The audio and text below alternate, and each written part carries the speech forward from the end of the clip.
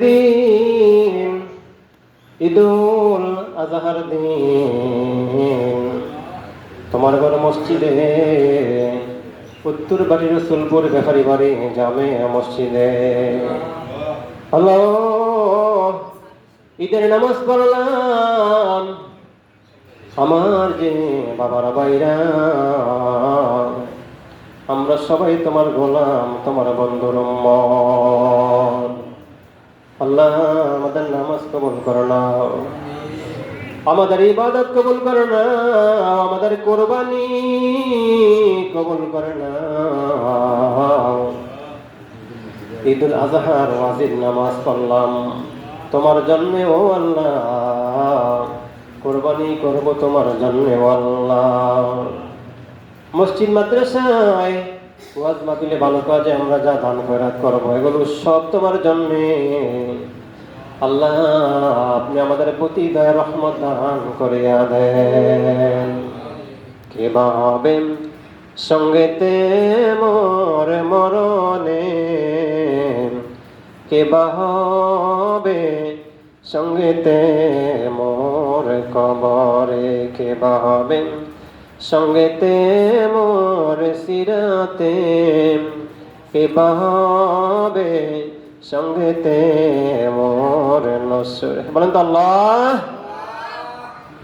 অন্ধকার কবরে কেমনে থাকবো আল্লাহ।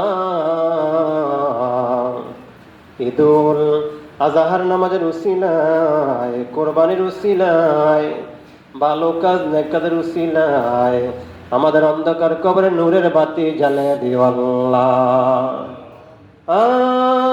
মাবুদ মাবুদ, গুনাহ করতে 80-90-100 বছর লাগে, তুমি মাপ দিতে সেকেন্ডের মধ্যে সময় লাগে না আল্লাহ। পাহাড় পর্বত সমান গুনাহ করেছি, আমাদের গুনাহ খাতা মাফ কইরা দাও। বলেন এই জীবনে আমরা আর গুনাহ করব না, এই জীবনে আমরা আর নামাজ ছাড়ব না, এই জীবনে আমরা তোমার বন্ধুরে বলবো না আল্লাহ। আতিউল্লাহ আতিউর রাসূলাহ, দুনিয়ার গুনায় দাগি কইরা মাইরো না, হাসর দিনে গুনাহগার বইলা ডাকে দিও না।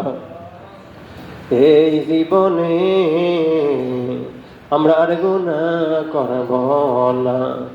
আল্লাহ তাআলা সন্তান মায় মারলে বাবার কোলে যায়, বাবাই মারলে মার কোলে যায়। আল্লাহ আমরা তোমার দরজার ফকির মিসকিন, তুমি আমাদেরকে দমক দিয়ে তাড়াইয়া দিও না।